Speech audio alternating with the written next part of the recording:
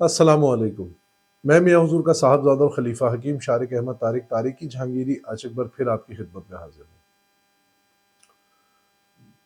आज हमसे एक पीर भाई ने राब्ता किया और उन्होंने कहा कि नमाज के दौरान बहुत ज़्यादा काहिली होती है या कोई भी ऐसा काम जो शरीयत से मुंसलिक हो, अगर वो काम हम करने जाते हैं तो बहुत ज़्यादा काहिली का शिकार होते हैं। इसकी वजह क्या हो सकती है और इससे कैसे महफूज रहा जा सकता है?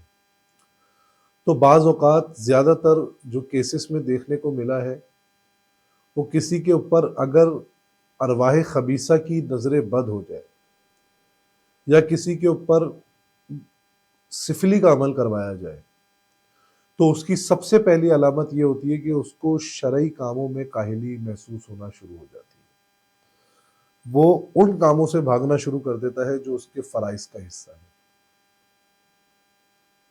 और अगर किसी शख्स के साथ ऐसी शिकायत है, तो उसको चाहिए रोज़ाना की बुनियाद पर 7 मरतबा आयतल कुर्सी पढ़े और रोज़ाना की बुनियाद पर 313 मरतबा सुभान अल्लाहि व बिहम्दिही पढ़े।